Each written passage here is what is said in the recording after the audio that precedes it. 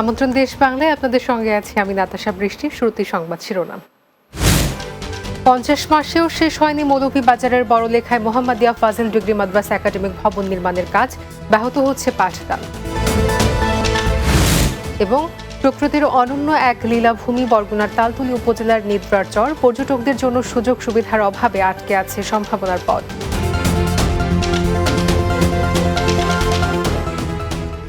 শুনছিলেন শিরোনাম, এবার বিস্তারিত। ঠিকাদারের দায়িত্ব অবহেলায় মৌলভীবাজারের বড়লেখায় মোহাম্মদিয়া ফাজিল ডিগ্রি মাদ্রাসা চরম সংকটে পরিচালিত হচ্ছে। মাদ্রাসার চারতলা একাডেমিক ভবন নির্মাণের কাজ 18 মাসে সম্পন্ন করার চুক্তি করলেও অতিরিক্ত 50 মাসেও তা সম্পন্ন করতে পারেনি। এতে ভবন সংকটে বছরের পর বছর ধরে পাবলিক পরীক্ষা গ্রহণ ও স্বাভাবিক পাঠদানে চরমভাবে ব্যাহত হচ্ছে। চলতি বছরে কাজ শেষ করার কথা জানান উপজেলা শিক্ষা অধিদপ্তর। মৌলভীবাজারের বড়লেখা উপজেলা প্রতিনিধি মোহাম্মদ রুয়েল কামালের প্রতিবেদন, জানাচ্ছেন মাহমুদ রুবেল। মৌলভীবাজারের বড়লেখার মোহাম্মদিয়া ফাজিল ডিগ্রি মাদ্রাসা নির্বাচিত মাদ্রাসা সমূহের উন্নয়ন শীর্ষক প্রকল্পের আওতায় এই প্রতিষ্ঠানের চারতলা একাডেমিক ভবন নির্মাণের জন্য প্রায় 4.25 কোটি টাকা বরাদ্দ দেয় শিক্ষা প্রকৌশল অধিদপ্তর। 18 মাসে নির্মাণ কাজ সম্পন্নের চুক্তিতে প্রকল্প বাস্তবায়নের দায়িত্ব পায় সাবেক বন ও পরিবেশ মন্ত্রী শাহাবুদ্দিনের ভাগ্নে সাবেক উপজেলা চেয়ারম্যান সোয়েব আহমেদের ঠিকাদারি প্রতিষ্ঠান।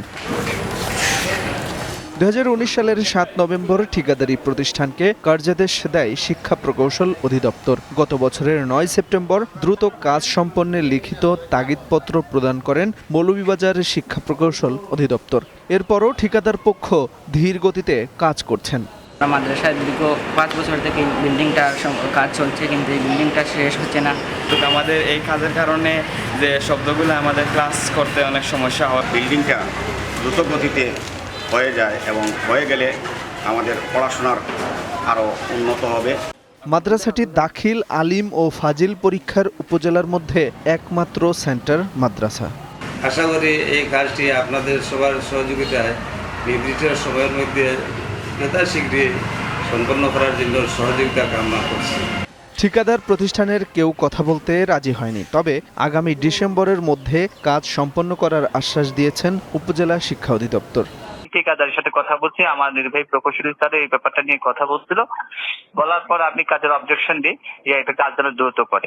আমাকে ঠিকাদার ডিসেম্বর পর্যন্ত দিয়েছে, ডিসেম্বরের মধ্যে এই কাজ, ডিসেম্বর 31 তারিখের মধ্যে এই কাজ হ্যান্ড ওভার করবে। দ্রুত সময়ের মধ্যে মাদ্রাসা নতুন ভবনের কাজ শেষ করে চালুর দাবি শিক্ষক, শিক্ষার্থী, অভিভাবক সহ সবার। Desk report, Bangla TV.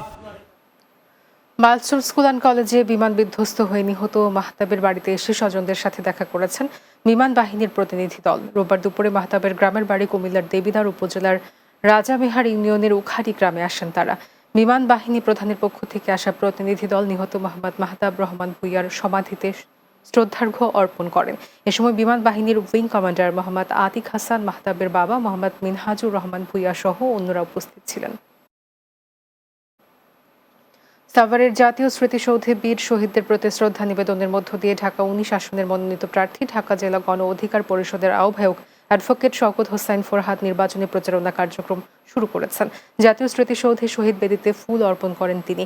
এ সময় ঢাকা জেলা উত্তর ছাত্র অধিকার পরিষদের সভাপতি শ্রী অর্ণব কুমার শীর্ষেন্দু, ঢাকা জেলা উত্তর যুব অধিকার পরিষদের সভাপতি জিএম রুবেল রানা ও সাধারণ সম্পাদক ফরিদুল ইসলাম, ঢাকা জেলা উত্তর ছাত্র অধিকার পরিষদের সহ সভাপতি মওদুদ আহমেদ বাতুল সহ অন্যরা উপস্থিত ছিলেন।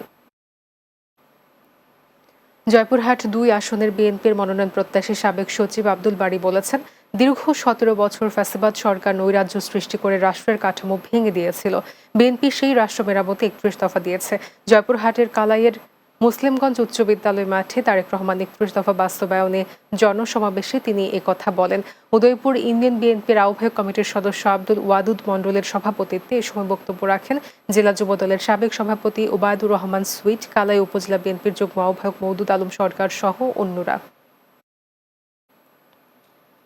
সিলেটের কোম্পানিগঞ্জের ধলাই নদীর ওপর নির্মিত দীর্ঘতম ধলাই সেতু রক্ষার দাবিতে মানববন্ধন করেছেন এলাকাবাসী। ধলাই সেতুর নিচ থেকে বালু উত্তোলনের প্রতিবাদে এলাকাবাসীর আয়োজনে সেতুর পূর্ব পারে মানববন্ধন অনুষ্ঠিত হয়। পরে প্রতিবাদ সভার আয়োজন করা হয়। পূর্ব ইসলামপুর ইউনিয়নের চেয়ারম্যান আলমগীর হোসেনের সভাপতিত্বে ও মাস্টার নিজাম উদ্দিনের সঞ্চালনায় সভায় এলাকাবাসী বক্তব্য রাখেন। প্রকৃতির অনন্য এক লীলাভূমি বরগুনার তালতলী উপজেলার নিদ্রাচর বা ডিসি পয়েন্ট। অপরূপ সৌন্দর্যে মোড়া এই স্থানটি হয়ে উঠতে পারে বরিশাল বিভাগের আকর্ষণীয় পর্যটন কেন্দ্র। তবে যাতায়াত সমস্যা সহ নারীদের জন্য সুযোগ সুবিধার অভাবে সম্ভাবনার পথ আটকে আছে। বরগুনার তালতলী থেকে হাইরাজ মাঝির প্রতিবেদন জানাচ্ছেন অর্ণব নাসির। নীল জলরাশি, সোনালী বালুচর আর সবুজ বন, এই তিন প্রকৃতির এক দুর্লভ মিলনস্থল নিদ্রাচর, যেটি এখন পরিচিত ডিসি পয়েন্ট নামে। বরগুনার তালতলী উপজেলায় অবস্থিত এই জায়গাটি যেন প্রকৃতির আপন হাতে গড়া এক স্বর্গ। প্রতিদিনই হাজারো পর্যটক ভিড় করছেন। বরগুনা জেলার ভিতরে সবথেকে সুন্দর জায়গা, একটা অভূতপূর্ব প্রকৃতির অলৌকিক সৌন্দর্য বলবে।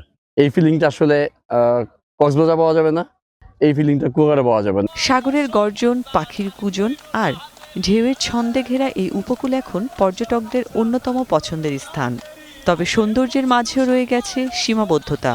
নেই কোনো মানসম্মত হোটেল, রিসোর্ট বা রেস্টুরেন্ট, নেই নিরাপদ যাতায়াত, জেটি বা পাকা সড়ক। সেখানে কাদা, তারপরে চেঞ্জিং রুম নেই, তারপরে ওয়াশরুম নেই, এইসব নিয়ে অনেক ঝামেলায় পড়তে হয়েছে। থাকার ব্যবস্থা নাই বিদায় অনেকে কুয়াকাটা হোটেল রেখে তারপর এখানে আসে, অল্প সময় কাটাইয়া তারপর আবার কুয়াকাটা চলে যায়। যাতায়াত ব্যবস্থা যদি ভালো করি তাহলে আসলে আমাদের আরো যে দর্শক বাড়বে।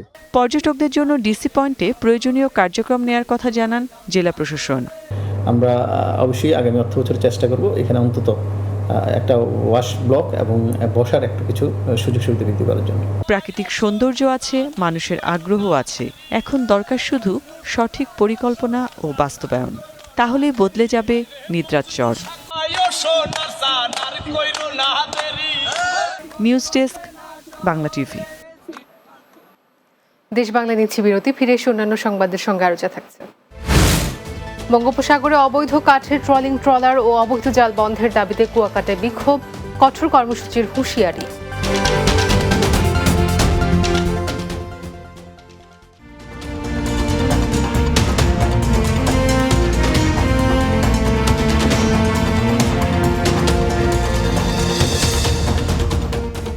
দেশ বাংলায় স্বাগত আরও একবার। বঙ্গোপসাগরে অবৈধ কাঠের ট্রলিং ট্রলার ও অবৈধ জাল বন্ধের দাবিতে পটুয়াখালীর কুয়াকাটায় বিক্ষোভ মিছিল এবং মানববন্ধন অনুষ্ঠিত হয়েছে। রোববার কুয়াকাটা, মহিপুর ও কলাপাড়ার সর্বস্তরের জেলেদের আয়োজনে কুয়াকাটা চৌরাস্তায় মানববন্ধন অনুষ্ঠিত হয়। মানববন্ধনে বক্তব্য রাখেন আশার আলো মৎস্য সমবায় সমিতির সভাপতি নিজাম শেখ, কুয়াকাটা জেলে সমিতির সভাপতি আবু হানিফ ঘরামি ও কুয়াকাটা মাঝি সমিতির সভাপতি চানমিয়া সহ জেলে ও মৎস্য ব্যবসায়ীরা। এ সময় বক্তারা বলেন, গত 10 বছর যাবৎ অবৈধ ট্রলিংয়ের ছোট ফাঁসের জাল দিয়ে মাছ শিকার করে আসছে কিছু অসাধু জেলেরা। দ্রুত ট্রলিং বন্ধ না করলে কঠোর কর্মসূচির হুঁশিয়ারি দেন জেলেরা। কুমিল্লার দাউদকান্দিতে মসজিদ, মাদ্রাসা ও কবরস্থান সংলগ্ন সরকারি জায়গা বন্দোবস্ত বাতিল এবং বালু দিয়ে ভরাট করে দখল করার প্রতিবাদে বিক্ষোভ ও মানববন্ধন করেছে এলাকাবাসী। উপজেলার সদর উত্তর ইউনিয়নের চেঙ্গাকান্দি গ্রামে মসজিদ ও মাদ্রাসা মাঠ প্রাঙ্গণে মানববন্ধন অনুষ্ঠিত হয়। মানববন্ধনে সাধারণ মুসল্লি, মাদ্রাসা শিক্ষার্থী ও এলাকার নারী পুরুষরা অংশগ্রহণ করেন। এ সময় সদর উত্তর ইউনিয়নের বিএনপির সাধারণ সম্পাদক মহসিন আহমেদ, যুবদলের সিনিয়র সহ সভাপতি কাউসার, সাংগঠনিক সম্পাদক ইসমাইল হোসাইন সহ অন্যান্যরা উপস্থিত ছিলেন। ব্রাহ্মণবাড়িয়ার কসবা উপজেলার গোপীনাথপুর শহীদ বাবুল উচ্চ বিদ্যালয়ের প্রধান শিক্ষক মোহাম্মদ জহিরুল ইসলামকে বরখাস্তের প্রতিবাদে মানববন্ধন অনুষ্ঠিত হয়েছে। গোপীনাথপুর শহীদ বাবুল উচ্চ বিদ্যালয় মাঠে মানববন্ধন করেছে বিদ্যালয়ের অভিভাবক, সাবেক শিক্ষার্থী ও স্থানীয় গ্রামবাসী।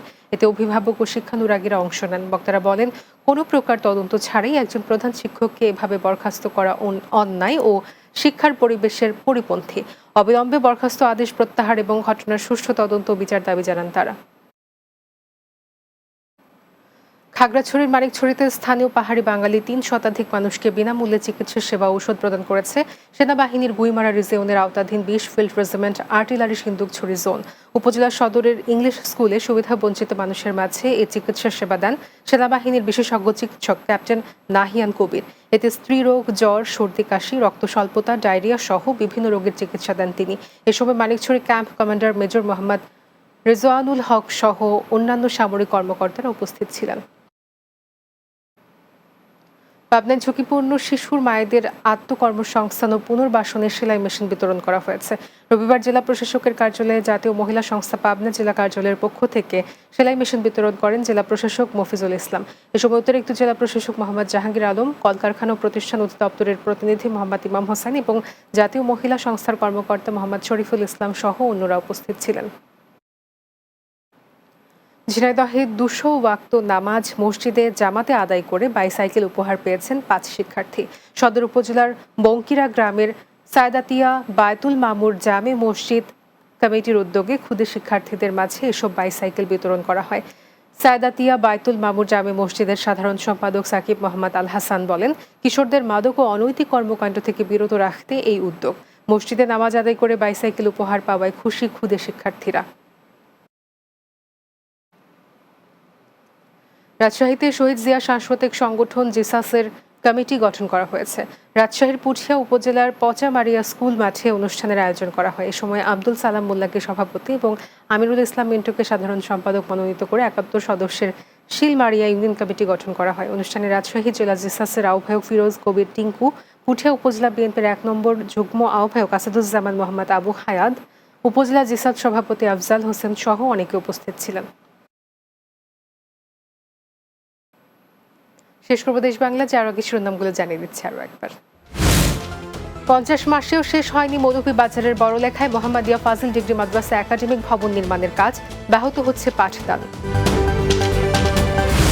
প্রকৃতির অনন্য এক লীলাভূমি বরগুনার তালতুলি উপজেলার নিদ্রার চর, পর্যটকদের জন্য সুযোগ সুবিধার অভাবে আটকে আছে সম্ভাবনার পথ। এবং বঙ্গোপসাগরে অবৈধ কাঠের ট্রলিং ট্রলার ও অবৈধ জাল বন্ধের দাবিতে কুয়াকাটায় বিক্ষোভ, কঠোর কর্মসূচির হুঁশিয়ারি।